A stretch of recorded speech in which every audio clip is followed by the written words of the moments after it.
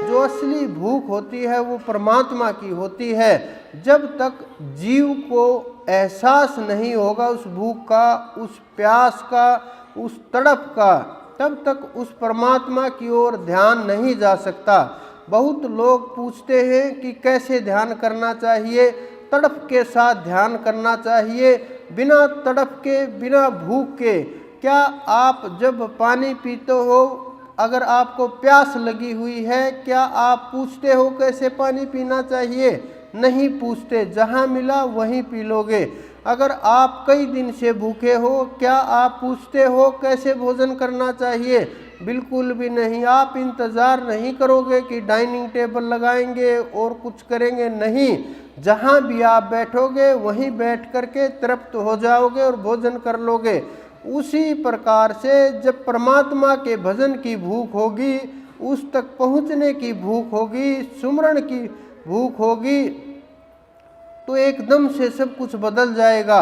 लेकिन धीरे धीरे वो बच्चा बड़ा होता है, उसको और दूसरी चीज़ें अच्छी लगती हैं, उसको फिर पैसा अच्छा लगने लगता है, संसार की सुख सुविधाएं अच्छी लगने लगती हैं, उसमें वो फंसने लगता है। और धीरे धीरे जो उसको छोटी चीज़ें पसंद थी, जो उसको माता पिता पसंद थे, खिलौने पसंद थे और इधर उधर की चीज़ें पसंद थी, उनसे दूर होने लगता है।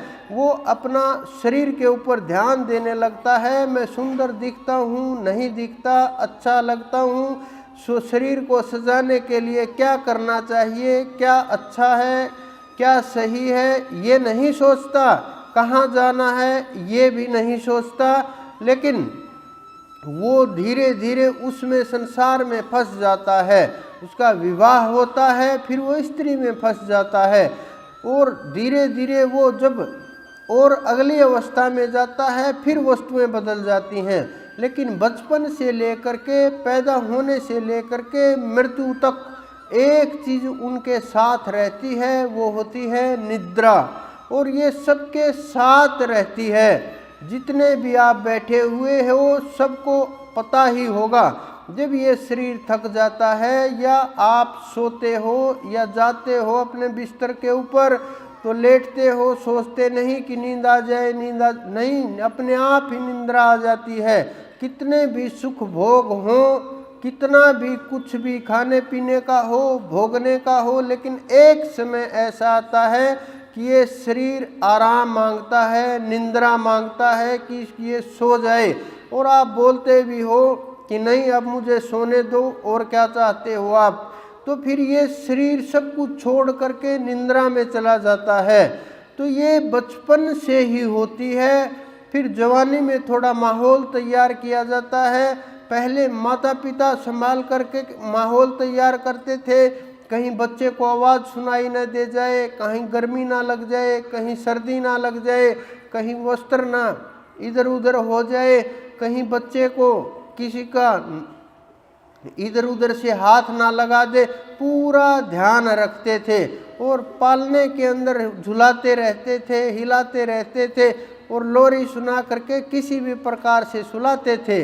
लेकिन युवावस्था में फिर समय देखते हैं कि क्या चल रहा है, पता चल जाता है क्या अच्छा है, क्या बुरा है, कैसे करना है, कैसे माहौल तैयार करना है, कैसे बिस्तर लगाना है, एसी चलाना है, पंखा चलाना, सुख सुविधा के अनुसार हम इस शरीर को सुख सुविधा दे करके जैसे निंद्रा का माहौल होता है उसी प्रकार से तैयार करते हैं। लेकिन वो युवावस्था में भी सोना होता है। लेकिन धीरे धीरे जब और आगे की अवस्था बढ़ती है, जब वैराग्य आता है, चाहे वो बचपन में आए, चाहे युवावस्था में आए, चाहे प्रौढ़ अवस्था में आए, बुजुर्ग अवस्था में आए, संन्यास अवस्था, किसी भी अवस्था के अंदर जब वैराग्य आता है तो फिर नींद नहीं सुहाती, निंद्रा भंग हो जाती है। क्योंकि वैराग्य के अंदर निंद्रा और तंद्रा दोनों ही समाप्त हो जाती हैं। क्योंकि जीव को ये पता चल जाता है कि ये नींद हमारी शत्रु है, सहायक नहीं है। इसी कारण से हमारे बहुत से संत महात्मा, योगी लोग, महापुरुष बार बार ये कहते रहते हैं, इस नींद को त्याग दो, मोक्ष को त्याग दो और परमात्मा के भजन के ऊपर ध्यान दो, क्योंकि बहुत से योगी लोग ऐसे होते हैं जो भजन करते करते उस नींद को निकाल देते हैं।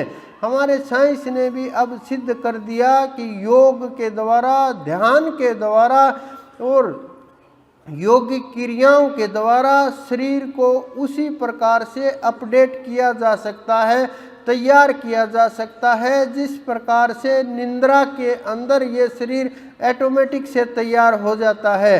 जितना भी जीव हैं, जितने भी मानव हैं, सब के सब जब सो जाते हैं, सुबह उठ करके पवित्र सा महसूस करते हैं, तेज सा महसूस करते हैं, स्फूर्ति सी महसूस करते हैं, ताजगी सी महसूस करते हैं। क्या कारण होता है? क्योंकि ये आत्मा उस परमात्मा की ओर दौड़ती रहती है। ये शरीर अपने अस्तित्व को जो हमने इस धरा से जो सब तत्वों से उठा करके इकट्ठा किया है प्रकृति ने, वो सब के सब समाप्त हो जाने वाले तत्व हैं। तो ये शरीर उसकी खोज में सोता रहता है हर रोज। कुछ बुजुर्ग लोगों को पता होता है कि मुझे नींद नहीं आ रही। कारण क्या होता है? क्योंकि धीरे धीरे धीरे धीरे वो अपने वजूद से दूर जाने लगते हैं। पूरी उम्र ना ध्यान करते हैं, ना सुमरण करते हैं, ना भजन करते हैं, ना परमात्मा को याद किया, ना उसको सहारा लिया, ना उसकी ओर बढ़े, ना कुछ जागृति हुई, ना उस ओर कुछ कार्य हो पाया, ना जीवन जीने का रास्ता मिला, न पवित्रता हुई, न धर्म पर रहे, न उस परमात्मा की आज्ञा के अनुसार चले, न शास्त्रों के अनुसार चले, न धर्म के अनुसार चले। तो फिर ये जीव क्या करे, शरीर क्या करे, कितना झेल सकता है? इसको एनर्जी की आवश्यकता होती है, इसको ताकत की आवश्यकता होती है। वो किसी प्रकार से भी मिले, कैसे भी मिले।